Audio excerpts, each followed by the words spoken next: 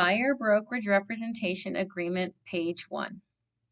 This agreement is designed to allow a buyer to engage a qualified licensed professional for the purpose of viewing property and receiving contract negotiation and advocacy services throughout the entire real estate offer and purchase process for the types of properties described below. Exclusive agreement, which means your buyers are not working with any other agent but yourself, so make sure you mark that box. Non-exclusive agreement means they're working with multiple agents at the same time. The properties. The undersigned buyer engages the undersigned brokerage firm to represent the buyer concerning buyer's purchase of the below selected real property types situating in the following locations. Geographic area. Any real property introduced to the buyer by the broker in the geographic area shall be referred to as property. You have the choice to mark any of these classifications of property: residential, investment, commercial, vacant land, custom build job, and new home. For this purpose, we're going to mark residential and new build. For line 11, other, you would describe if there is another kind of property that they were purchasing. Line 13, applicable cities. We're going to have you write here all of Clark County. This should cover all of the areas, so you make sure that you get paid if they buy in Henderson, if they buy in North Las Vegas or Las Vegas. Other description, I like to be very general here, so I'm of Clark County as well. And the reason being, if you put a specific zip code and they decide to buy something outside that zip code, your commission is on the line because you only agreed to sell them something in that specific zip code. So we're going to put all of Clark County to leave it very general.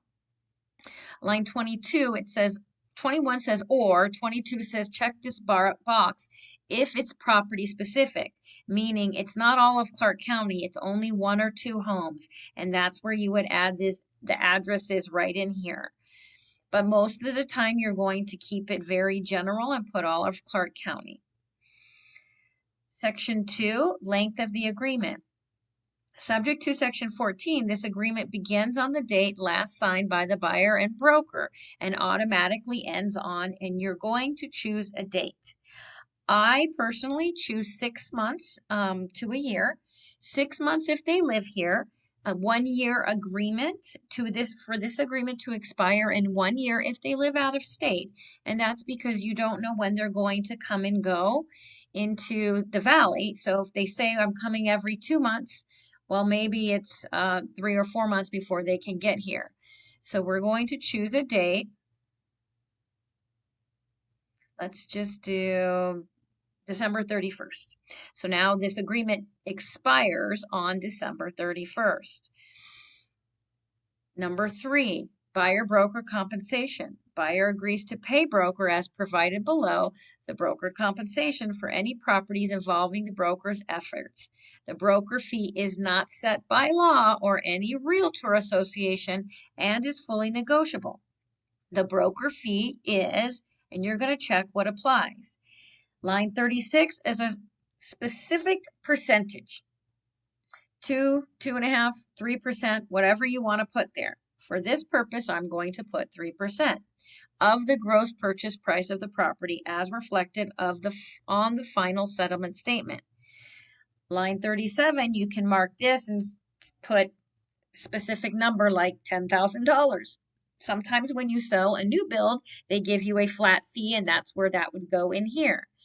Or section number 38 is any extra additional money. For this purpose, I'm going to say I'm collecting 3% of commission, and I want a document storage and transaction fee to be paid by the buyer. So I will put, for this purpose, $800 fee, and I need to describe what that's paid towards. It's going to be document storage and transaction fee. So you need to disclose what the other fees are paid towards. The broker fee is due and payable upon successful closing. If buyer enters into an agreement to purchase any property shown to them by the licensee within, I like to put 180 days following the expiration or earlier cancellation of this agreement, then buyer shall pay the broker fee to the broker upon closing. Their broker fee shall be in U.S. currency and paid at the time and as a condition of closing. This agreement shall act as escrow instructions for payment of the broker fee. This section 3 shall survive the expiration or earlier cancellation of this agreement. What this section means here is basically they're agreeing to pay you 3% and the transaction document storage and transaction fee.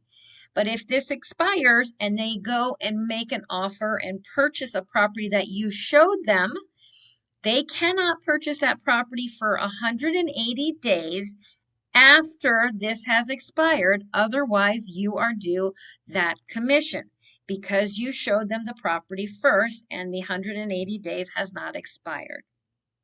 Then you're going to write the buyer's name. We'll put John Smith. And that is it for page 1. And they will initial that.